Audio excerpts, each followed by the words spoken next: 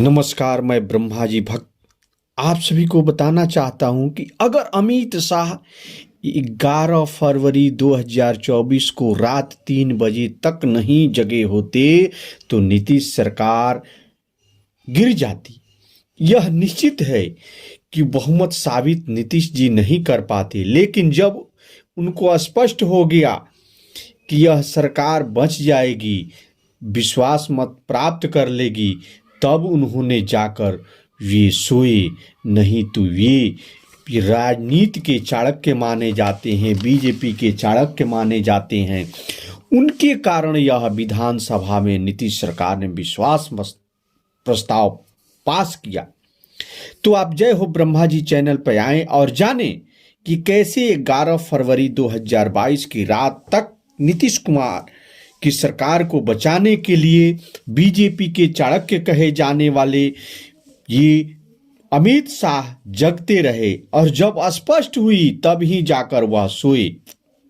देखिए, यह जो है व्यवस्था हो गई थी कि नीतीश सरकार को गिरा दिया जाएगा। यह रणनीतिकारों ने फोन करके बीजेपी के प्रदेश अध्यक्ष सम्राट चौधरी और विजय सिन्हा, सच्चिदानंद राय को लग गया था कि हमारे राष्ट्रीय महासचिव विनोद तावड़े भी आए हुए थे। इस कोशिश को अंजाम तक पहुंचाने की वे प्रयास कर रहे थे, लेकिन उन लोगों को ये जदयू के भी जो पॉलिटिकल कमांडर हैं उनको भी लग गया था कि अब हमारी सरकार नहीं बचेगी।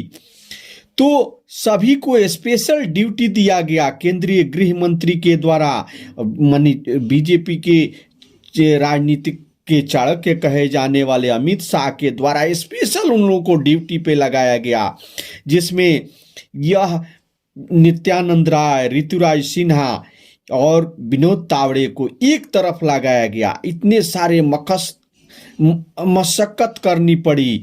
और देखिए, तेजस्वी यादव ने तो खेला कर ही दिया था, लेकिन अपने ही घर में जब डाका पड़ जाए तो इस बात की उम्मीद उन्हें नहीं थी। 11 फरवरी को रात 10 बजे जेडीयू और बीजेपी के पॉलिटिकल कमांडरों ने मैसेज, यह जो है अपना स्पष्ट रूप से उनके पास मैसेज आ गया था कि हमारे पास बिहार विधानसभा के अध्यक्ष अवध बिहारी चौधरी को हटाने के लिए संख्या बल 122 से कम हो रहा है। तब बीजेपी के लिए यह कलंक की बात थी और अमित शाह को इस बात की थोड़ा भी भनक नहीं था कि बीजेपी के भी 3 विधायक बीजेपी से बगावत करेंगे, गायब हो जाएंगे। यह कैसे? अमित शाह ने सोच लिया कि आज तक बीजेपी के विधायक कभी टूटते नहीं थे, लेकिन वे आरजेडी की सरकार बनाएंगे। तो बीजेपी के विधायकों को भी ऐसा किया गया, लेकिन हाँ, यह हुआ। विधानसभा के अध्यक्ष को हटाने के लिए मौके पर विधानसभा में नहीं आएंगे। तेजस्वी यादव के पाले में वे लोग जा चुके थे और ये 3 विधायक, 2 के बारे में तो जानकारी बीजेपी के नेताओं को थी। मिश्री लाल यादव झारखंड के मुख्यमंत्री चंपई सोरेन के सुरक्षा में रांची चले गए थे। रश्मि वर्मा गाढ़वा में, ये दोनों ने कह दिया था कि वे वोट नहीं देंगे। सम्राट चौधरी ने तो यह कह रहे थे कि वे किसी को नहीं छोड़ेंगे। ये बात उन्होंने अपने मन से नहीं कही, ये बात केंद्रीय गृह मंत्री अमित शाह के निर्देश पर उन्होंने बगावत जो किए हुए हैं, जो दगा दिए हैं, जिन्होंने भाजपा को कलंकित किए हैं। ये भागीरथी देवी रास्ते से गायब हो गई और बीजेपी के 3 एमएलए गायब हो गए। ये नहीं आने वाले थे। जब यह बात नीतीश कुमार के पॉलिटिकल कमांडर या पॉलिटिकल जो भी ये मैसेज दिए तो 11 फरवरी की रात 10 बजे सुनी तो उनके होश उड़ गए, क्योंकि उनके भी घर में डाका पड़ चुका था। तेजस्वी यादव का जैसे डॉक्टर संजीव जो जेडीयू के विधायक हैं, परबता के एमएलए हैं और किंग पिंग बने हुए थे, और उनके साथ कितने विधायक हैं देखिए। स्वयं डॉक्टर संजीव कुमार, बीमा भारती, सुदर्शन करबिघा वाले, मनोज और दिलीप राय, ये सभी बागी बने हुए थे। अब तो ये बात तय हो गई थी कि ये उनकी सरकार बच नहीं पाएगी, लेकिन अलग अलग हिस्सों में यह काम किया गया और इसमें विनोद तावड़े, ऋतुराज सिन्हा, नित्यानंद राय को एक मोर्चा संभालने के लिए मौका उनको एक तरफ किया गया, दूसरी तरफ अशोक चौधरी, सम्राट चौधरी, विजय सिन्हा, संजय झा के दूसरे मोर्चे पर लगाया गया। तब यह तय हुआ कि उन्हें करना क्या है। आज तक जो नहीं हुआ वह करना है। तेजस्वी यादव के बंगले में पुलिस घुस जाएगी या घुसना चाहिए, इस बात का फैसला लिया जाना था। तेजस्वी, देखिए, आनंद मोहन से नीतीश कुमार की बातचीत 10 फरवरी को ही हो गई थी, 11 फरवरी की भी हुई थी और वे कह रहे थे कि हम आपके साथ हैं। लेकिन परेशानी यह थी कि चेतन आनंद तेजस्वी यादव के साथ उनके बंगले में थे, क्योंकि वे बैट बल्ला खेलते हुए देखे गए थे। चेतन आनंद की मर्जी पिता के खिलाफ नहीं हो सकती है। पिता का अपमान भी उन्हें याद है। वे कह रहे थे कि वे मीटिंग में शामिल होने के लिए गए थे, लेकिन वहां उन्हें रोक लिया गया। भाई ने प्राथमिकी दर्ज करा दी गुमशुदगी की। तो अब यह लगने लगा कि अचेतन आनंद को बाहर निकालना ही पड़ेगा और मान रहे थे कि अब सरकार गिर जाएगी यदि हमने ऐसा नहीं किया, कोई आक्रामक कार्रवाई नहीं की तो चेतन आनंद को बाहर निकाला कैसे जाए। यह जो है बाहर निकालने के लिए वे हर संभव प्रयास कर रहे थे, लेकिन संभव नहीं हो पा रही थी। हम सरकार को बचा लेंगे, यह बड़ी मुश्किल बात थी। लेकिन तेजस्वी यादव की भूल यही हो गई। तेजस्वी यादव के घर में पहली बार जब पुलिस घुसी तब चेतन आनंद नहीं लाए गए थे, लेकिन चेतन आनंद को शिफ्ट कहीं कर देना था। उन्हें तेजस्वी यादव को उम्मीद थी कि दूसरी बार पुलिस नहीं आएगी, लेकिन इधर प्रशासन और शासन का सहयोग लिया जा रहा था। जेडीयू और बीजेपी के पॉलिटिकल कमांडर ने मान लिया था कि यदि चेतन आनंद वहां नहीं आ रहे हैं तो तेजस्वी यादव अपने साथ लेकर आएंगे और विपक्ष की मेज पर बैठाएंगे और जब वोटिंग की वक्त आएगा तब उन्हें खड़ा कर दिया जाएगा।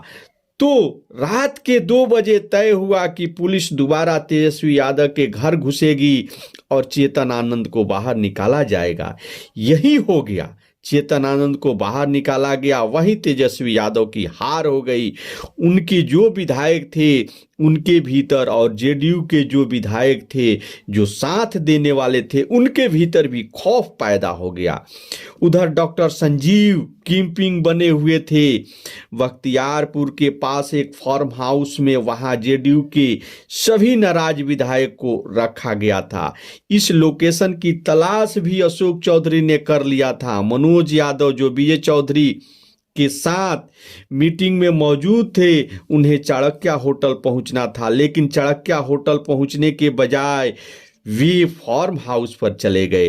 तो फिर चेतन आनंद के ऑपरेशन के बाद एक और ऑपरेशन का अंजाम दिया गया, जिसमें सुदर्शन और मनोज यादव को निकाला गया। बीमा भारती और डॉक्टर संजीव अब भी बागी मुद्रा में बने हुए थे। डॉक्टर संजीव के लहजे से या भी जेडीयू के पॉलिटिकल कमांडर बहुत परेशान थे।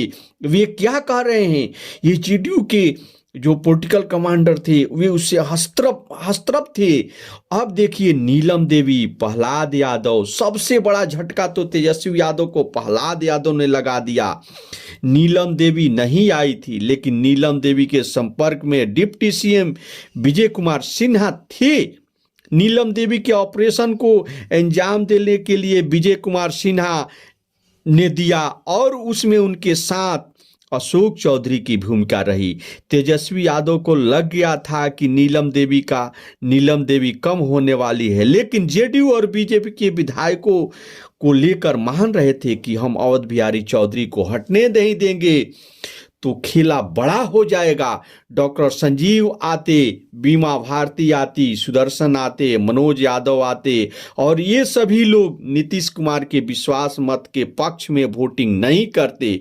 ठीक यही हाल बीजेपी के विधायकों को भी थी, जिसमें रश्मि वर्मा, भागीरथी देवी और मिश्री लाल यादव का था। तो देखिए, प्रहलाद यादव जो सूरजगढ़ा के रहने वाले विधायक हैं के बारे में कहा जाता है कि वे लालू यादव और तेजस्वी यादव तो उनके बारे में सोच ही नहीं सकते थे, लेकिन इनको कहा जाता है कि अंतिम तौर पर विजय कुमार सिन्हा ने अपने तरफ लाने का प्रयास किया और उनको समझाए। प्रहलाद यादव बालू के कारोबारी हैं, इस कारोबार में तमाम तरह की परेशानियां और लोचेपन आते रहते हैं और सरकार नीतीश कुमार की है, तो बालू कारोबार के बगैर सरकार के मदद से नहीं चल सकती। तो इनको समझाया गया और फिर उनको अपने तरफ लाया गया। देखिए, प्रहलाद यादव, चेतन आनंद को निकाला गया और नीलम देवी को, तो इस सब को अलग अलग ड्यूटी देगी कि कौन किसके साथ आएगा। प्रहलाद यादव विजय कुमार सिन्हा के देखरेख में विधानसभा पहुंचेंगे और देखिए, विजय कुमार सिन्हा के साथ वे दिखे और मुख्यमंत्री से जाकर मिले और उनसे मुलाकात की। जेडीयू के एमएलसी संजय सिंह की ड्यूटी लगाई गई कि सुबह वे अपने सुरक्षा में नीलम देवी को अनंत सिंह के बंगले से लाएंगे और वे विधानसभा पहुंचेंगे, तो वे संजय सिंह उनको लेकर आए। बीमा भारती का भी हिसाब किताब हो गया, उनके पति और उनके बेटे को जेल भेज दिया गया। यह स्पष्ट है। और जो है मिश्री लाल है, उनका भी हिसाब किताब हो गया। और संजीव कुमार से तो नीतीश कुमार काफ़ी खफा हैं, तो ये सभी बागी विधायकों का हिसाब किताब तो अभी होना ही है।